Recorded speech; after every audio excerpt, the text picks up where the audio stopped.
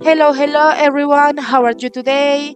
I hope that you are well. Okay, first, our research question is what is the articulation process and why it's difficult for us to learn a language other than our native language? Okay, first, the big difference between English and Spanish is that Spanish only has 5 vowels while English has more than 40 sounds depending on the dialects of each region. The Spanish language has 5 vowel sounds, one for each vowel sound A, E, I, O, U, and these are always short sounds. The vowel sounds in Spanish are poor and extremely exaggerate.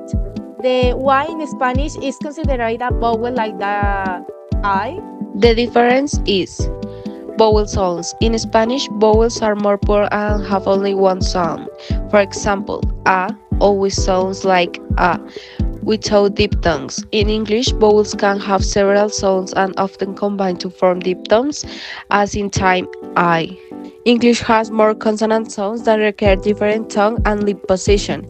For example, the sound th, as in think, does not exist in Spanish. Read and accent. Spanish is a more syllabic language, where each syllable tends to have the same duration, and the stress can fall on any syllable. English is a more accentual language, where some syllables are longer and stronger than others, which influences the pronunciation of words.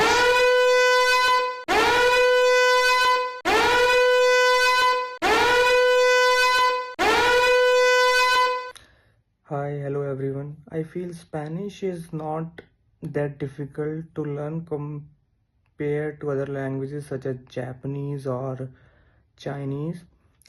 Because if you know English, the characters are mostly similar to English, right? Yeah, but the thing I find the most difficult is no one to practice it with. Like, I cannot use Spanish in my daily life because no one speaks Spanish here, and I don't use it in my work or in my school or anywhere. Basically, just learning it for my hobby and for my fun. Yeah, so that's the difficult part. I've strange. I would not say strange, but it's a different, like in Spanish, the way you speak is similar to the way you write, like perfecto, como estas, like uh, the pronunciation is similar to the way you write the word letter, the phrase, right? So I find it very unique. Yeah, thank you. Intonation also varies between the two languages. In English, intonation can change the meaning of a sentence, for example, in question or statements. While in Spanish, there are also variations, but they are usually less marked.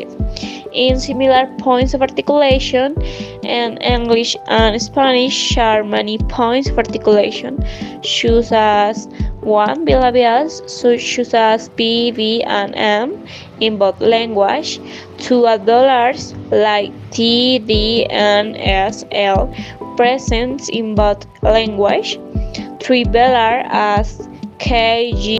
Difference: Spanish has a dental sound zero shift C S that those do not exist in English. English has a zero TH sound that is different from the Spanish zero sound.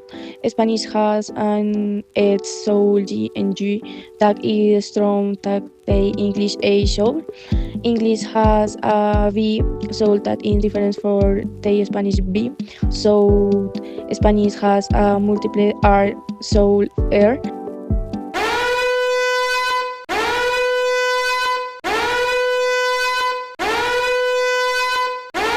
Hello, my name is Harold, and so just to tell you a little bit about my experience on learning English as a second language. So I did learn English some years ago, actually, like almost 20 years ago. I did it mainly with what I learned from school and then by myself. I think that the most critical part when learning English is actually you wanting to learn English and being able to practice and being able to actually study every single day. Then of course I did got some classes in English in the university, and then after I learned, I would say, like what I need to learn in terms of basics and stuff like that, then practicing.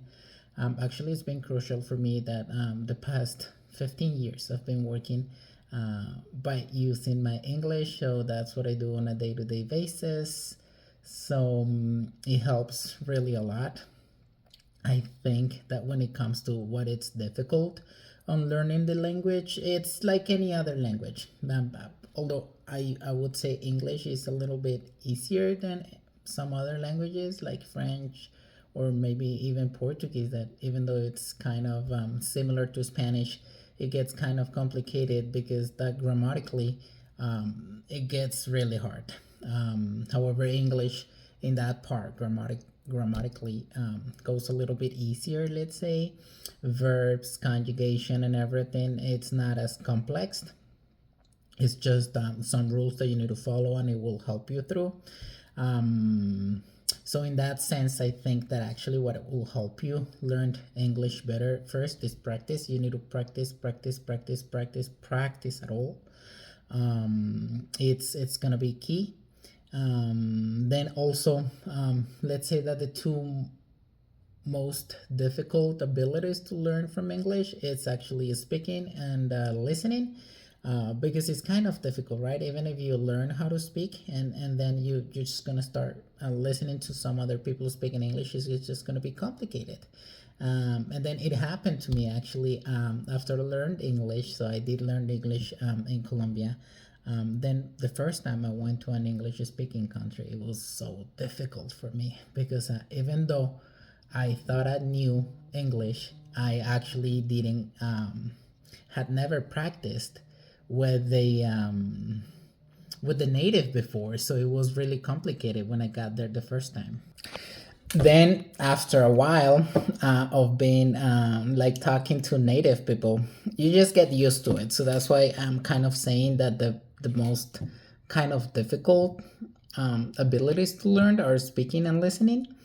But then, if you don't have the opportunity to be abroad or anything like that, it would be just nice for you to watch movies, listening to music, and then being able to actually practice, practice, practice as much as possible.